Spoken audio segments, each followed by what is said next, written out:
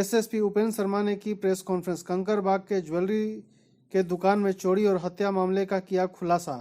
तीनों अपराधियों को पुलिस ने किया गिरफ्तार। एक पहले से ही हिरासत में है। अपराधियों का होमवर्क था काफी कमजोर। लूट का सभी सामान पुलिस ने किया बरामद। सभी अपराधी को जेल भेजा गया। इनके पास 2 पिस्तौल, 3 मैगजीन, 7 गोली और लूटा हुआ सभी सामान पुलिस ने किया बरामद। तीनों अपराधियों का घर से कोई वास्ता नहीं है। सभी अपराधी 20 से 21 साल के हैं। अपराधियों को नहीं थी जानकारी कि लूट की सभी सामान नकली है। धन्यवाद।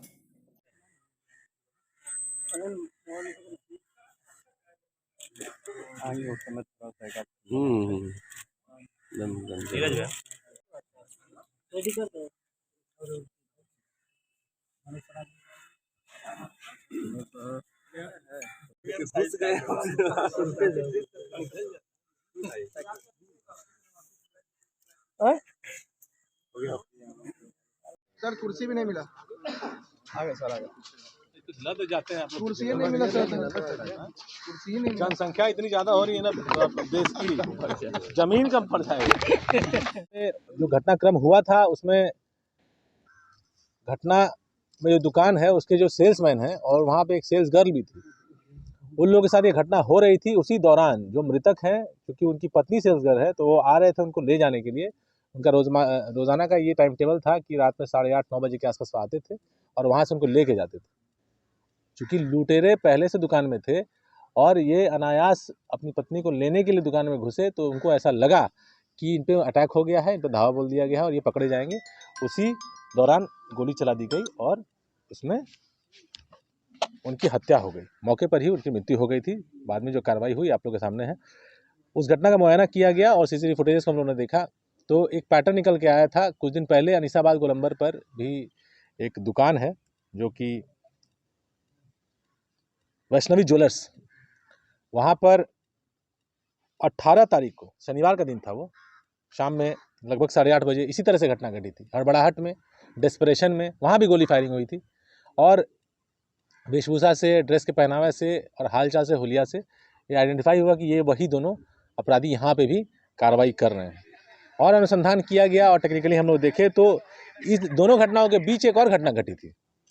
वो घटना थी 21 तारीख को कॉलोनी मोड़ के पास टेम्पो में एक ट्रांसजेंडर महिला को लूट के दौरान गोली मार दी गई थी, वो मर गई थी। अगेन डिस्परेशन का क्राइम था और उसमें भी हम लोगों के जो फुटेजेस थे वो सिमिलर मैच कर रहे थे।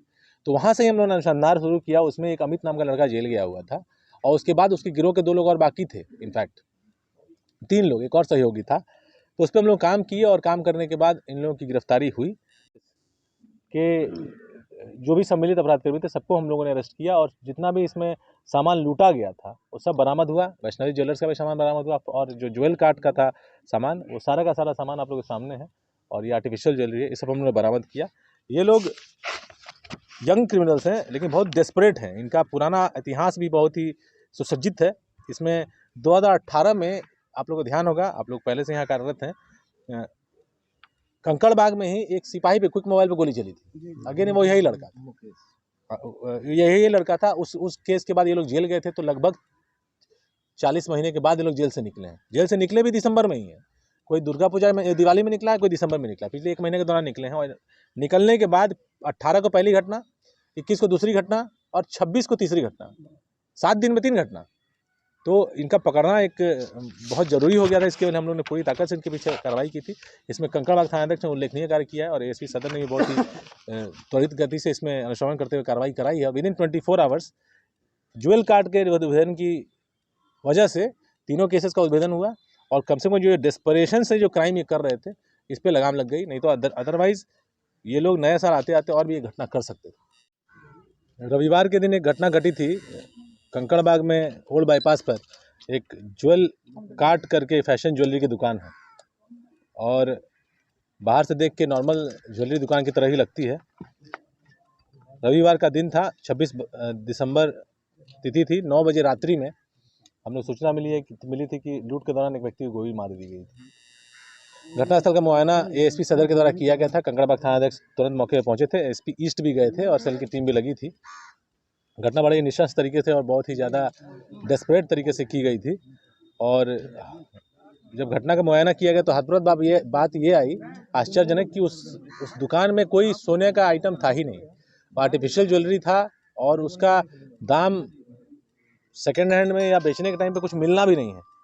इससे लगा कि ये जो अपराधी इसमें सम्मिलित हैं उनका होमवर्क भी बहुत कमज़ोर है और उनको जानकारी भी इस क्षेत्र की कम है, जिसकी वजह से उन लोगों ने ऐसी घटना कर दी।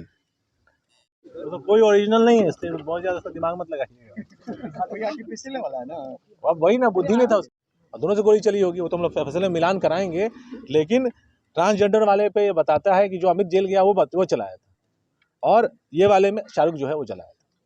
और हाँ, मनीष को गोली मारा ये शाहरुख हाँ, इस वाले में शाहरुख मारा है और उस ट्रांसजेंडर वाले में बताता है कि अमित चलाया था। अमित तो जेल